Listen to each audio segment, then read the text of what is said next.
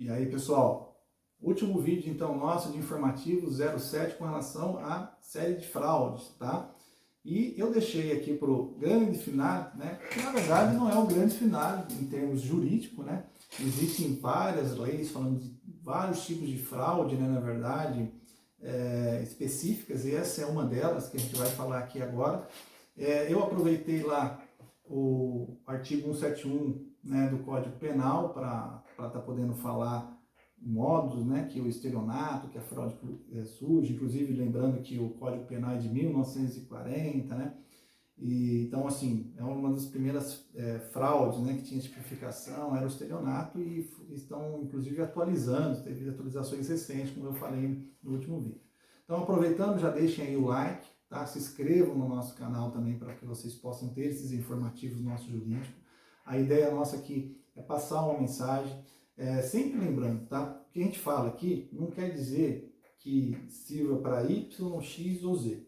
É uma forma geral de se ver a coisa, porque quando você vai para um tribunal e quando acontece uma coisa dessa forma, né, um crime e tudo mais tal, é analisado N situações que devem ser analisadas, tanto para quem está defendendo um suposto autor de um crime, na verdade, quanto para quem está na qualidade de vítima, né, sendo aí assessorado ou não por um advogado, né, que como eu falei, pode ser direto pelo Ministério Público ou não, enfim, por diante. Então você tem que estar sempre atento com relação que não especificamente é o seu caso, né, é a sua situação, né, mas existem situações que são observadas de uma forma geral e vocês têm que sempre tomar um cuidado, porque é que eu falei, eles vão mudando o assunto, os estelionatários, né?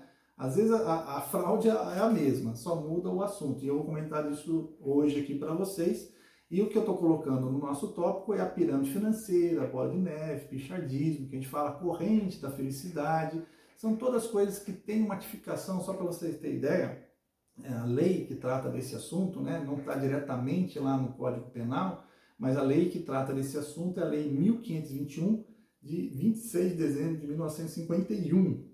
Tá? Inclusive, o que está acontecendo nessa lei que trata dessa questão de pirâmide financeira? Né? Vou colocar a pirâmide financeira, que é o que mais tem falado, tá? Mas o modo um pouquinho muda de se fazer o negócio, né? Quando se fala de pirâmide financeira e tudo mais e tal, mas é o mesmo conceito da bola de neve, do pichardismo e tudo mais. Eu vou ler aqui para vocês entenderem como isso funciona, mas assim, e tem uma diferença também normalmente pelo menos que é vista pela doutrina e tudo mais, da próprio estelionato em si.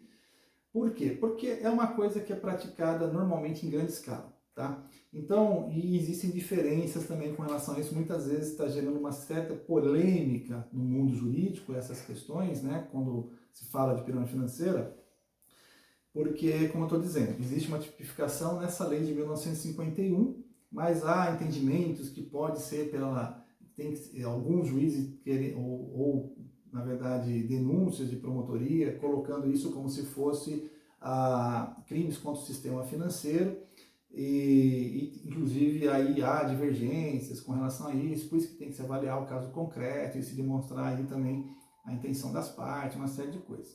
Ocorre que a grande confusão, tentando explicar melhor para vocês aqui, e o que é a pirâmide financeira, a grosso modo, nós vamos falar para vocês aqui, inclusive observando então o inciso 9, tá, do artigo 1º da lei 1521, de 26 de dezembro de 1951, tá? Então diz assim: serão punidos na forma dessa lei os crimes e as contravenções contra a economia popular, tá? Isso é importante que vocês notem bem essa palavra, economia popular, tá? Esta lei regulará o seu julgamento, tá? Aí o artigo 2 ele fala, são crimes dessa natureza. O que seria crimes dessa natureza? Obter ou tentar obter ganhos ilícitos, né, em detrimento do povo, ou em um número indeterminado de pessoas mediante especulações, ou processos fraudulentos. Então, observando a situação frente à questão do processo do Código Penal, tá? Na questão do 171 do estelionato. O estelionato, normalmente, ele acontece, né, e ele ali estava mais pela questão do patrimônio. O maior interesse ali é de proteger o patrimônio de um indivíduo. um indivíduo que foi fraudado, né? Que sofreu um estelionato por um grupo que fosse, tudo mais, ou uma única pessoa, mas normalmente é um patrimônio, e é um patrimônio particular, normalmente, com relação a isso daí. Quando você vem para a questão da pirâmide financeira, né, você então está olhando o quê? A sociedade, tá? O bem tutelado é a sociedade, né? Na verdade é um número inexpressivo de pessoas. Então, normalmente, um grupo de pessoas, né, de autores criminosos ou um criminoso, ele promove isso de uma forma assim deliberada, né, na praça, né, vamos dizer assim, nos negócios, que pode atingir mais de uma pessoa consequentemente. Como que isso acontece? E aí eu vou explicar para vocês entenderem, né? Existem hoje algumas publicidades de marketing chamadas marketing multinível, né?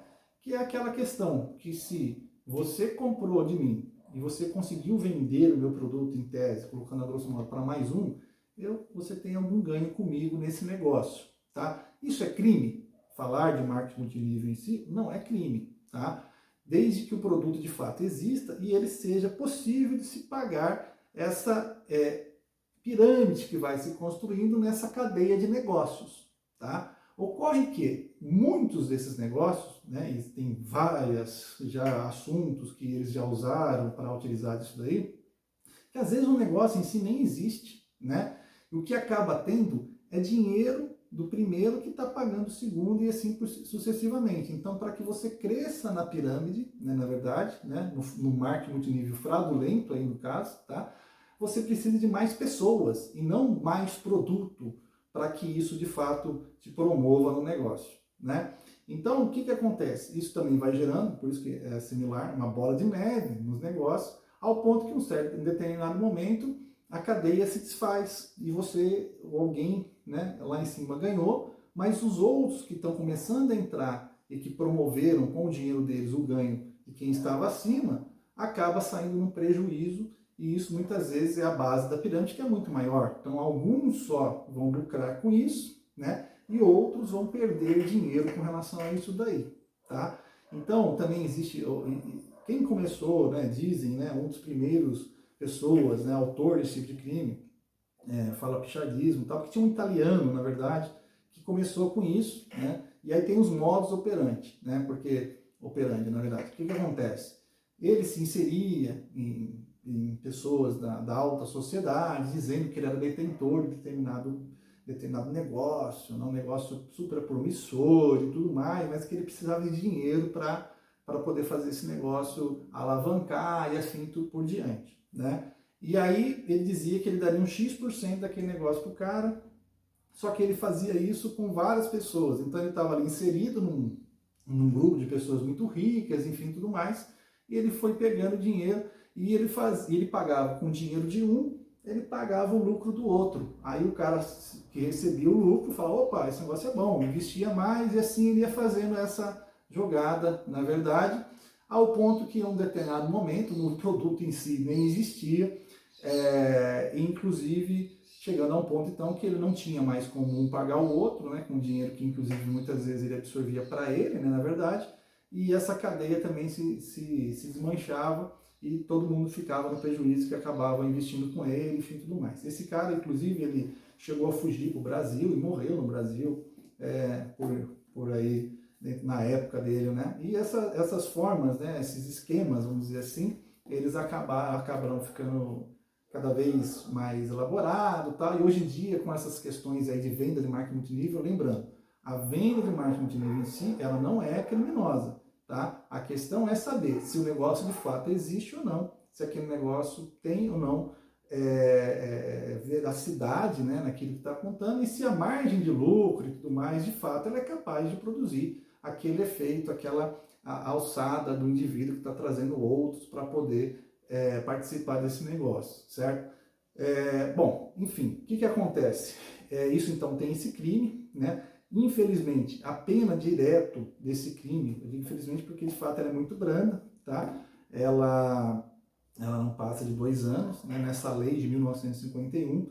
Existe hoje uma proposta para que por quê? Né? E aí, de novo, tomando com base nos outros informativos que a gente passou, que os legisladores estão cada vez mais atentos também nisso daí, né? Muitas vezes a gente fala aí da política de uma forma geral e tudo mais, então, mas tem gente trabalhando, tentando olhar, olha, esses crimes estão aumentando, a gente precisa fazer alguma coisa enquanto legislador, e aumentou demais, a gente tem escutado demais gente caindo, né? E assim, e isso o Estado prejudica também, né? De uma certa forma o Estado, o país, né? Esses prejuízos, na verdade, e agora estão tentando, inclusive é um projeto de lei do deputado Celso Russomano, né? Tentando passar isso daí por uma pena maior, se eu não me engano, até de 10 anos, né? Já existe projeto de lei, até deixei aqui no nosso descritivo essas propostas e tudo, mas ainda é um projeto de lei, tá? Porém, o que acontece? Há várias vertentes com relação a isso, tá? Tem gente entendendo que isso aí é crime financeiro, né, e tal, tem uma série de questões aí, doutrina, como eu falei, quando você vai para dentro do fórum, na verdade, né, da justiça ali, cada caso vai ser julgado de uma forma, vai ser avaliado de uma forma, mas, lamentavelmente, isso de fato ele é visto dentro do crime de economia popular, certo? Outra coisa, nem sempre quem participou disso participou de má intenção, né? Nem sempre estava ali de fato dolosamente querendo promover aquilo, entendeu? Muitas vezes ele é ludibriado por uma série de outras documentações que são passadas para eles e tudo mais e tal. E aquela história, né? Porque risco, muitas vezes, todo negócio existe, né? A questão é saber se aquele risco, ele está nessa questão da ilicitude, como é o caso aqui, né? E não um risco só de um negócio, porque todo negócio, senhores, tem um risco. Agora, a questão é saber, o risco que eu estou sofrendo é um risco de algo ilícito ou o risco que eu estou sofrendo é de algo que eu acreditei que era lícito? Esse é um pronto para ser avaliado. Então, quando alguém está trazendo para você algum assunto, é isso que tem que começar a ser observado. Eu agi achando que eu ia ter uma vantagem indevida, sabendo que aquele negócio era arriscado ao ponto de ser um negócio ilícito ou não, né? Então tem todos esses aspectos para poder estar sendo avaliado.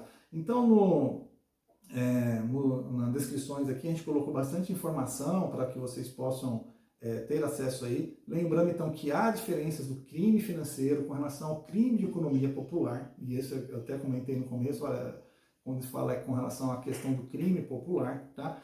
Então, o crime popular, de economia popular, é essa questão que você pratica no mercado de forma invariável. Então, o crime contra o sistema financeiro, inclusive ele tem penas mais árduas e mais pesadas, na verdade, ele já é voltado para, até é chamado lá, crimes do colarinho branco, né? Então, tem esses jargões aí e tudo mais. E é mais voltado o quê? Para proteger o bem das instituições financeiras, tá? Normalmente é mais olhado para esse lado quando o indivíduo ele está se passando de fato por uma instituição financeira sem poder ser, né? Quando ele não tem autorização para agir como uma instituição financeira. Então esses são crimes já voltados para o sistema financeiro. E aí, muitas vezes, dependendo da forma que a coisa está sendo colocada no mercado, até as autoridades, às vezes, elas se confundem, né? A gente olha isso na doutrina, especificando, olha, essa conduta não é crime financeiro, essa não é, essa é crime contra a economia popular. Mas o grande negócio, para a questão do informativo aqui, e para a gente tentar ser o mais breve também na situação, é que vocês têm que tomar muito cuidado, porque você está indicando para você participar nesse negócio, normalmente para ele dar certo, normalmente se você está indicando ele a um outro, e aí aquele outro está indicando para mais um outro. Então isso torna, né, a sua imagem perante várias pessoas, muitas vezes, que não vão entender se você participou ou não com uma má fé naquele negócio, né? Quem era você, na verdade, dentro dessa cadeia de negócios, entendeu? Então, assim, antes de você participar disso, por que eu estou falando? Eu até comentei em um dos vídeos, antigamente teve a história do avestruz, que a carne do avestruz estava vendendo bem, daí eles aproveitaram isso daí, dizendo que eles estavam vendendo cotas, tipo societárias desse negócio, e aí, na verdade, nem tinha. Por exemplo, ele pode até ter lá os avestruz lá dele, lá no campo lá que ele produzia, que ele tinha os avestruz lá e tudo mais. Mas ele nem tinha a quantidade suficiente para a quantidade de investimento que ele dizia que ia necessitar. Então, por exemplo, ele tinha um volume de dinheiro entrando, na verdade, e na verdade, sei lá, ele tinha lá 200 cabeças de avestruz lá no pasto, né? E o dinheiro que ele tinha era para milhares e milhares de avestruz, né? Então, aqueles avestruz no abatedor, na verdade, eles não iriam produzir aquele lucro todo fantástico que ele estava dizendo que ia produzir, porque ele nem tinha avestruz para tudo aquilo. Está entendendo o que eu quero dizer? Eu já vi outras pessoas vindo até mim falando assim, olha, eu entro, eu vejo lá, o cara diz, olha, eu tenho os boizinhos no pasto, cada hora é um assunto, eu tenho não sei quantas cabeças de gado aqui, e eu estou fracionando ela com vocês, e isso aqui vai te dar um lucro de tanto e tal, e ele manda até imagem dos bois do pasto pro cara e tudo mais, mas a questão é, documentalmente e fisicamente, isso existe de fato, entendeu? Então, tudo isso daí tem que ser avaliado, porque normalmente, às vezes, ele até tem o produto, mas ele não tem na quantidade e nem na lucratividade que ele está dizendo que existe, né? Então, assim, lucro, pessoal, lucro hoje em dia mesmo, de fato, não é de 10, 15, 20% ao mês para você num negócio. E muitas das vezes esses negócios, eles dizem de lucro no mínimo de 4, 5, 6%, lucro que você não encontra no mercado, né? Não é fácil, quem sabe, quem é do meio mesmo financeiro, sabe que isso é uma coisa muitas vezes surreal. Entendeu? Então, assim, não é porque algum negócio lá atrás teve uma grande expansão, né, e chegou a ter esse lucro, que existe a possibilidade de ter vários outros na mesma situação. Inclusive, por isso que aquele negócio foi um negócio de sucesso, porque a maioria dos lucros não chegam naquela situação. Então, a gente tem que começar a olhar para as coisas sempre observando a origem, como diz. Como é que está esse negócio? E esses negócios, a maioria deles, eles não estão, quando os caras montam, eles montam empresa e tudo mais, as empresas não estão reguladas para essa situação, os contratos deles acabam divergindo, né? Eles acabam colocando algumas coisas grosseiras para que aquilo possa parecer que tem a legitimidade que eles estão dizendo, tá? Então tem uma série de coisas que o advogado tem que tomar um cuidado muito grande, porque às vezes existe negócio bom, como eu falei, existe marketing multinível que ele pode ser feito, mas existem outros que são fraudulentos, né? E por consequência, você tem uma série de trâmites, né, que acabam se enrolando. Vou dar um outro exemplo para vocês, até para a gente encerrar de uma forma mais prática. Eu já cheguei a ver negócio onde a pessoa ela quer vender para você uma franquia, né? E quando você vai avaliar aquela franquia, aquela empresa, a franqueadora, né, a que vai te vender a franquia, você vai ser um franqueado. A empresa que era franqueadora, ela não tinha nem o tempo de vida que ela deveria ter conforme a lei de franquias para ela existir. Então aí fica a dúvida, se o meu negócio é um negócio propício, se ele é um negócio bom, e eu estou colocando ele para vender, para ser franqueado, né? Eu estou franqueando o meu negócio, ele tem menos de 2 anos, o que quer dizer que o meu negócio de fato ele é bom? Né? Como é que eu vou vender uma franquia? Eu vou ensinar o outro a ganhar dinheiro, que basicamente, a grosso modo, seria isso, com o que eu faço, se o meu negócio não tem nem 2 anos. Eu estou dizendo para vocês, se vocês olhar para a lei da franquia, ela vai estar dizendo sobre isso. A franqueadora tem que apresentar balanço dos últimos 2 anos. Tal. Então, o que quer dizer? É óbvio, a lei está sendo pelo menos cautelar no seguinte sentido. Se o negócio está sendo lucrativo, você tem que disponibilizar seu balanço dos últimos 2 anos. Estou colocando um exemplo para vocês. E aí você vai ver se esse negócio ele é lucrativo mesmo ou não, tal. E lembrando outra coisa, a maioria das empresas no Brasil, são dados, e a gente tem que trabalhar um pouco com esse raciocínio também, elas fecham antes de 5 anos, entendeu? Então como é que eu estou vendendo franquia do meu negócio, dizendo que o meu negócio ele é um super negócio, né?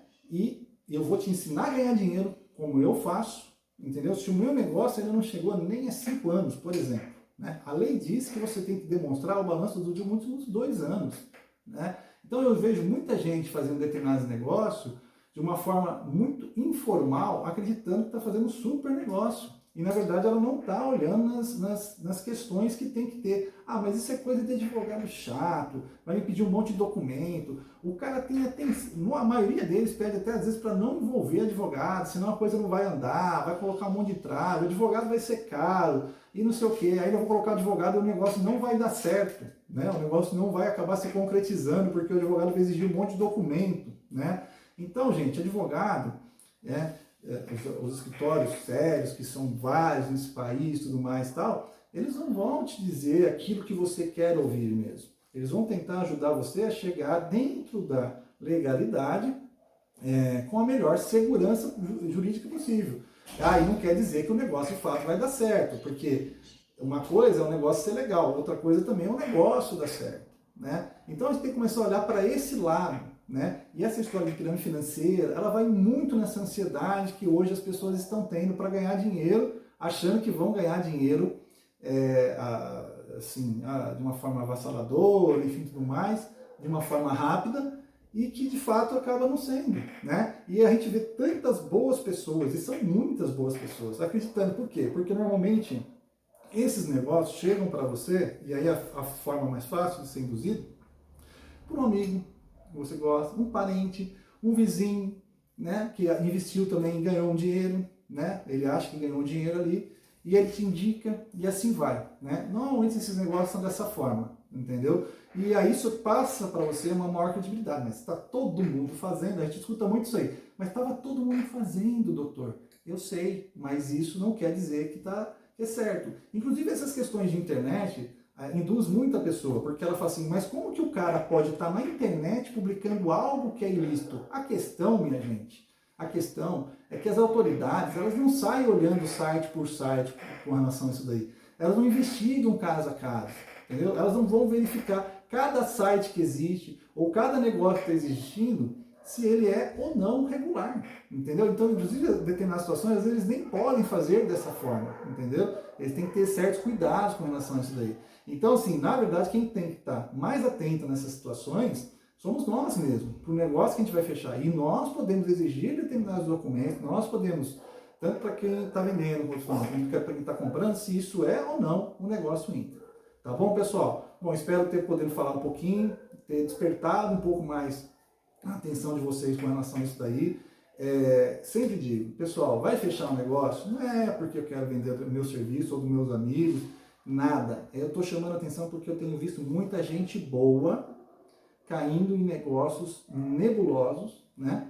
Que, na verdade, tem tudo para dar errado já, porque pode ser uma fraude, tá? Então, assim, muita gente boa que às vezes poderia ter feito uma mera consulta, não precisa ser comigo, pode ser com qualquer outro profissional, uma mera consulta, né, colocando de forma grosseira também, uma mera consulta que você faz com o seu advogado, ele te dá uma orientação precisa de como você tem que seguir ou não com aquele negócio, né?